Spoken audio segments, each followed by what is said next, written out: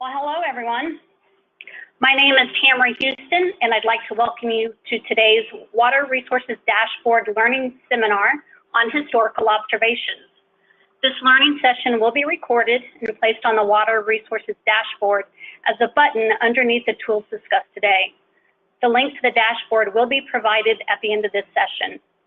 These learning sessions are being put on by a number of agencies, including, in alphabetical order, the American Planning Association, the American Water Works Association, the Association of Metropolitan Water Agencies, the National Oceanic and Atmospheric Administration, or NOAA, the Water Environment Federation, the Water Environment and Reuse Foundation, and the Water Research Foundation. As I mentioned before, my name is Tamara Houston. I work at the National Centers for Environmental Information within NOAA, and I will be moderating today's session. Before we get started, let's review a few housekeeping items. We've taken a screenshot to show you an example of the attendee interface. You should see something that looks like this in the upper right corner of your own computer desktop. You've joined today's presentation listening through your computer speakers system by default. If you prefer to listen through your telephone, locate the audio box in the web controls and select Use Telephone. The dial-in information and access code will then appear. You can send questions to our speaker at any time using your questions pane. Simply type in your question and click send. At the end of the presentation, we will take as many questions as possible. Today, we're going to talk very briefly about the Water Resources Dashboard. Then we will explore ways to access historical observations, and Stuart Henson from NOAA's National Centers for Environmental Information will be presenting. Following the presentation, we will then open the floor for questions. So first, I want to talk very briefly about the Water Resources Dashboard. The dashboard is a result of the partners mentioned before and the EPA doing a joint study on water utilities and extreme events. There were two findings that came from that study that are relevant to today's discussion. The first finding is that many water utilities said that they had difficulties finding in one location the water information they were looking for. Therefore, this water dashboard was developed to put together weather, climate, and water information into one location. The second ask from this community was that some of the information presented is new, and so they would like to be educated on the data, information, and tools that are available. Therefore, once the water dashboard was released on March 22nd of 2016, we began developing this learning series to address this need. Our speaker for today is Stuart Henson. Stuart is a meteorologist in the Climate and Weather Information Services Division of NOAA's National Centers for Environmental Information, providing customer-inspired data solutions. He started at NCEI in 1996 as a student intern, and for the first 15 years of his career, his work focused on the ingest, quality control, and archive of the hourly precipitation data, storm data, and upper air data products. Stuart moved to Asheville, North Carolina in July of 1994 from New York to pursue his Bachelor's of Science degree in Atmospheric Science from the University of North Carolina, Asheville, graduating in 1997. He is married with two boys, ages 18 and 16. In his spare time, he enjoys scuba diving with his oldest son and watching his youngest son play high school sports. Stuart also enjoys watching movies, working on computers, good food, and traveling with his wife. Stuart, it's all yours. Oh, thank you, Tamara.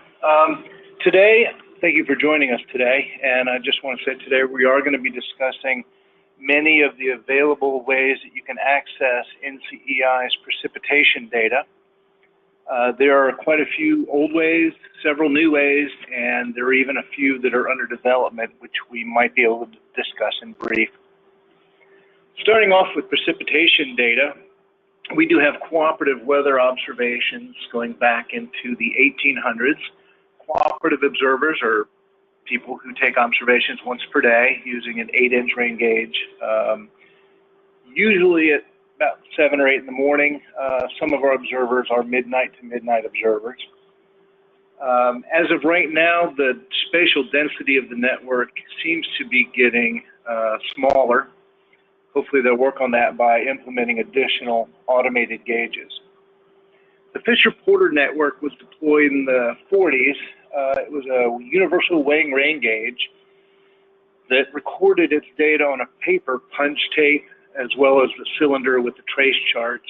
The Fisher-Porter gauge itself punched data every 15 minutes and used a code wheel, springs, weights, and other mechanical devices to record precipitation to 1/100th of an inch. I'm sorry, 1/10 of an inch. In the late 2000s, the punch block was replaced with a load cell and data logger. The automated networks, ASOS, AWOS, and other networks, record their precipitation every hour, and they used to be a tipping bucket, which were replaced with a automated precipitation weighing rain gauge that was heated to melt any frozen precipitation. There are radar estimated precipitation data, but we will not be going into those at this time. The most popular tool that we have currently is Climate Data Online, or CDO. That does include the hourly precipitation data that we just discussed, as well as the cooperative weather observations and the daily normals as well. Let's see if I can do this. View a couple samples. Oops, wrong one. The Climate Data Online search is basically a word search where you can search for stations, zip codes, cities, counties, states, climate divisions, and hydrologic regions. This works if there happens to be a station within your search criteria, and you can get results from this. I prefer to use the mapping tool, which is here. The mapping tool displays dots for each of the latitude, longitude locations for the specific data sets listed on the left. In the 15-minute precipitation data column, you can see the spatial density of the network. Most of these gauges are still in operation. However, many of them were decommissioned once the load cell and the data logger were installed. Hourly precipitation network comes from the same gauges and should have the same spatial density. The local climatological data we'll get to shortly. Those are our all major, most minor airports and selected other stations that have these automated gauges. Once you place an order through the system, some of the output formats look like this. This happens to be the cooperative weather observations from Fort Collins, Colorado in 1897. Precipitation column is under rain, melted snow, etc. They also have snowfall observations. Most of these observers who do precipitation also do snow in snowy areas.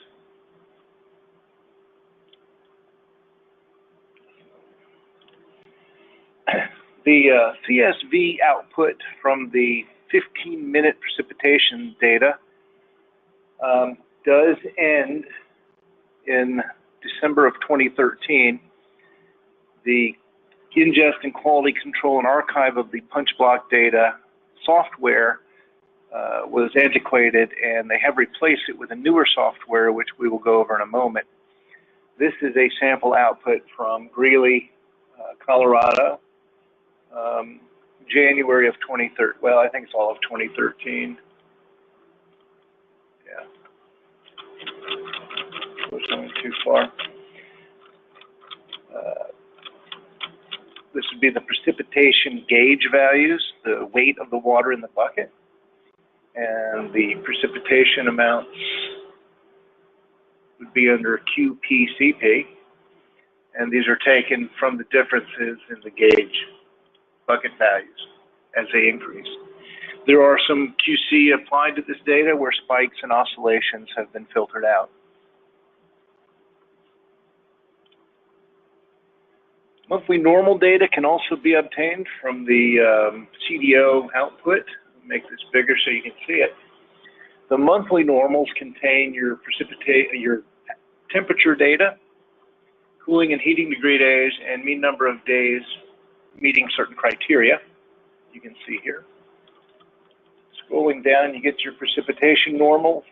Your mean temperature for a 30-year period in Asheville is 45.57 at the airport. You get your number of days greater than certain criteria, and then you get probability of precipitation as well. They have a snowfall section in the normals, and growing and heating and cooling degree days.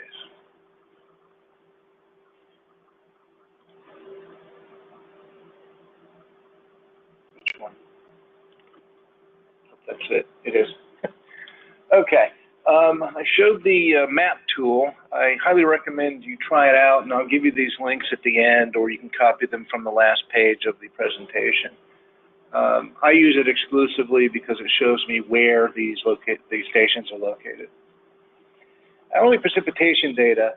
Since the data loggers and load cells replaced the punch block and paper tape, the software used to quality control and archive the data has been changed. It did take them quite a while to get this out, and right now it's only in the FTP area. We do not have a query tool yet, but we were told that there is a query tool coming out, which will give you a CSV output as well as the Weather Service Form 79 ID hourly precipitation data table.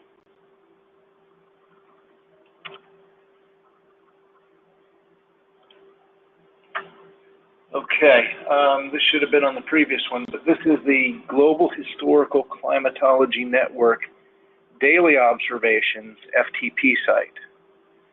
This is where you would go to get all of the data for daily observations. And I'll also give you this website here shortly. Let's see if this has what I wanted.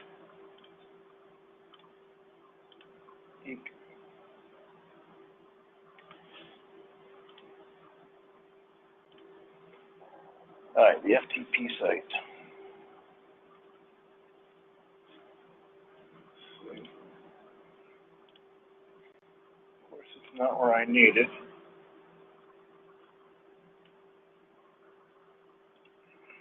But I can bring it up quickly.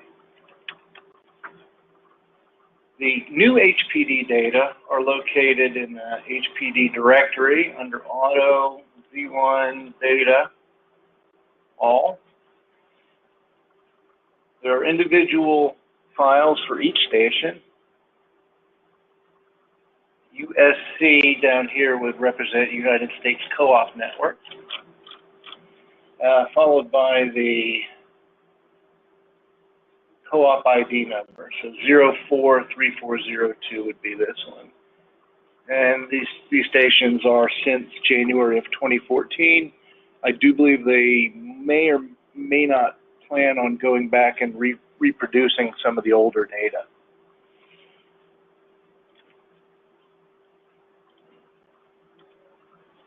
"15-minute precipitation data. This is the current output of the raw data from the Fisher-Porter gauges with the load cell and the data logger. Since we do not have that data available quality controlled yet, this is extremely raw and should be used with caution. I just put it out there because I've had some people in the water resources industry ask for the raw 15-minute data. Let's see if I can find it. Yeah, this is the header. Well, there are no headers, but this is the header for those data. Basically, a station ID, a date, the 15-minute time resolution. Observation types are all type 1. And what you're given is a gauge value. So to get the precipitation data, you would have to take the differences in the gauge values for your precipitation. I have not done that in this example, but that data is available in the, I don't have that one up yet. That is in Pub Data, HPD data. These files were written from all of the data logger files as they came in. You'll see some erroneous dates back here in the 60s and 70s and 80s. But you'll see we did start probably in 2008, 2009, we started populating these files, and they started getting larger due to the increase in the number of gauges that were retrofitted. So this is where you'll find the data that results in these files.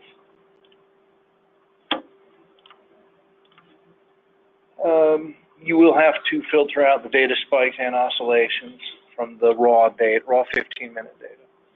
The local climatological data are the data that comes from the automated ASOS, AWOS type of observing stations located at all major and most minor airports.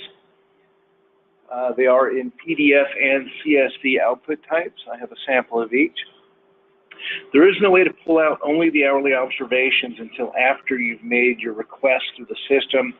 Then you need to sort by report type and then remove the report types that you don't need. I'll go over that in a second. This is the LCD access system, also available from our main homepage under Data Access or Climate Data Online, Data Tools LCD. We also have a link to the map tool, which I demonstrated earlier. You select the state, a location, and then you click on the station itself. It'll give you the period of record, the data coverage percentage. For 1 day of viewing and 1 day only, you can select the view station data drop-down boxes. Anything more than a day, you'll need to add it to cart and then go through the batch processing system. Make sure I have that correctly. Okay, here's a sample of an LCD output from Birmingham Airport, October of 2017. Your daily precipitation is under column 14 under total liquid content, which we could not fit into that small box, so that is in the documentation.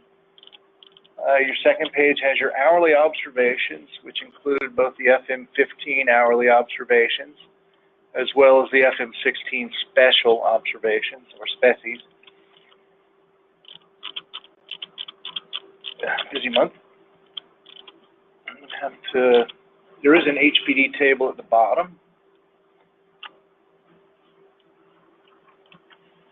Hopefully everybody can see that. Those are the hourly observations placed into, similar to a Weather Service Form 79 ID, and the maximum short duration precipitation has been calculated for select stations.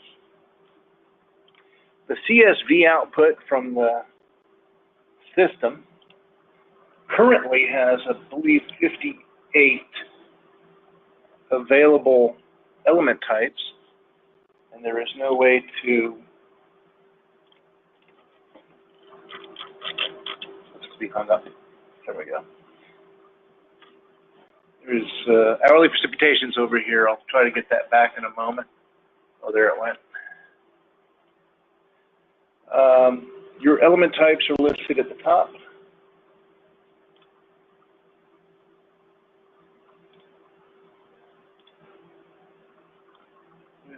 I just went too far at one time. Hourly precip would be in column Y for the CSV output from the LCD product.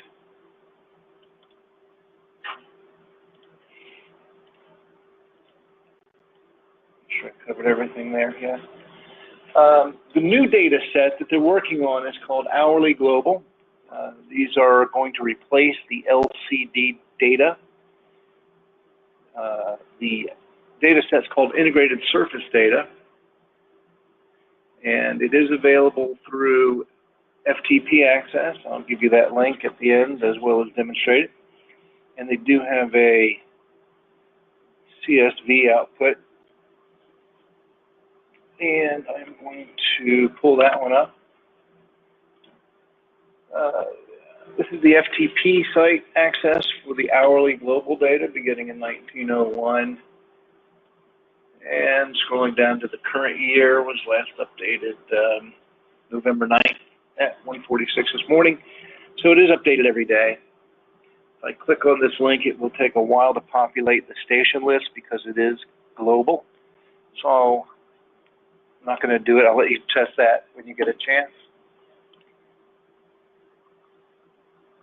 This is a sample output of the FTP site that I just showed here. Output is in a CSV format, and I just pulled out the AA1 using a query tool, which I'll show in a moment. AA1 is currently the precipitation name. We'll get them to change that eventually. It is bundled with the elements attributes, which are explained in the dataset documentation. 01 would be an hourly value. The other two are data and quality flags. You have your summary of the day values here, which have a 24-hour. So if you wanted the daily values, you could sort by summary of the day. If you wanted the hourly values, you could sort by the FM15 report type. Oh, let's see.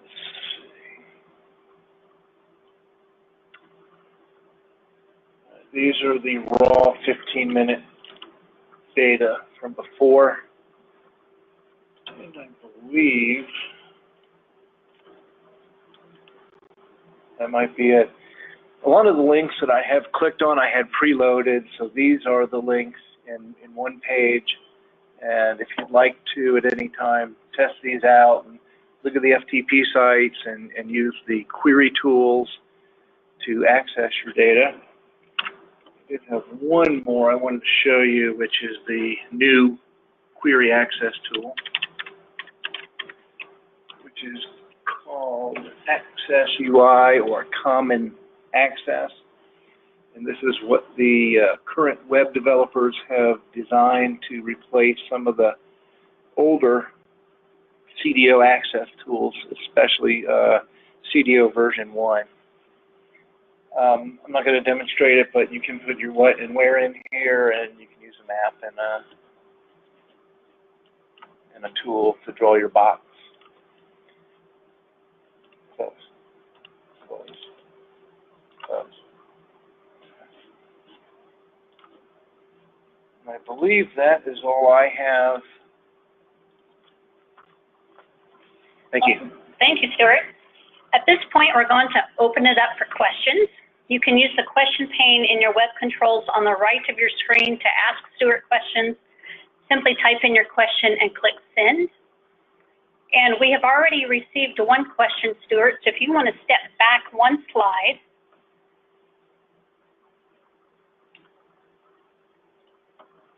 The question we have received is that, will you be showing how to find these data on the website? I have found this to be the main challenge, especially for sub-daily weather observations.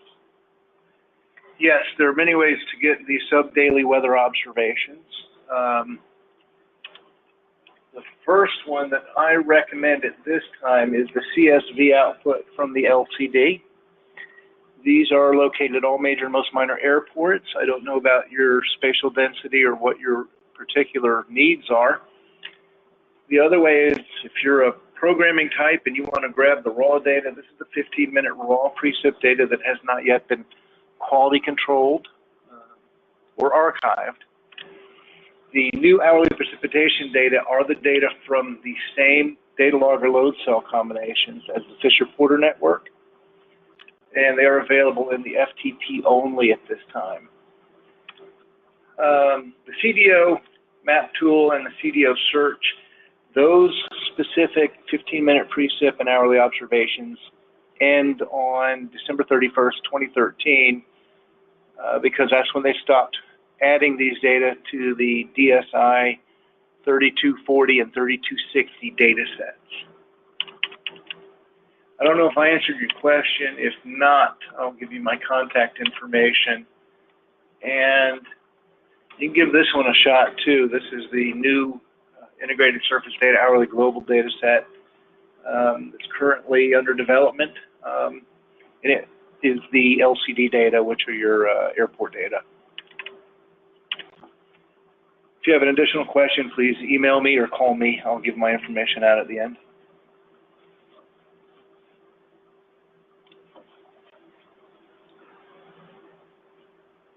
Okay, if you do have any questions, go ahead and put them in the chat box. And we'll pause for just a moment to see if any come in. Okay, I'll talk briefly while they're doing that. I apologize for all the web pages. I had to load these up as we were getting ready in case the web services were not working at the time. I found it easier just to place all the orders earlier today and then show them in this order. But all of these pages that I showed today were created today, so the data are available from these multitude of precipitation access points. Again, depending on your need, if you are getting the entire United States or an entire state, the web developers much prefer to use the FTP site instead of putting a strain on the query tools. If your project is for a few stations or a particular area or for a shorter period of time, please use the query tool to pull out the data you need from the available data sets.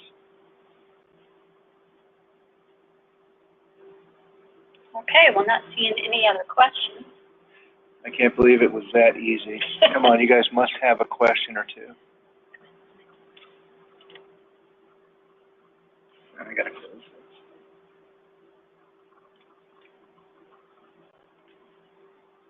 All right. Well, thank you again, Stuart, for your presentation, and thanks again to all of our dashboard partners. If you do have any questions about the dashboard itself, please contact my colleague, Nancy Beller-Sims, or myself at the addresses there below. And Stuart, your email address is? That'd be my first name, S-T-U-A-R-T, dot last name, H-I-N-S-O-N, at NOAA.gov. Okay, next slide. So we currently have 2 additional learning seminars scheduled. The next one will be on the National Water Model, which will be scheduled on November 16th. And the other one will be the U.S. Risks of Seasonal Climate Extremes related to ENSO, which will be on November 20th. Information on how to register for these webinars can be found in the same announcement for this seminar or by contacting Nancy and myself directly, and we can get you that link. The last slide provides links to the Water Resources Dashboard for your reference. This presentation has been recorded, and we will place it on the Water Resources Dashboard underneath the historical observations tools that were described today. So thank you all for joining us for today's learning session, and have a great afternoon.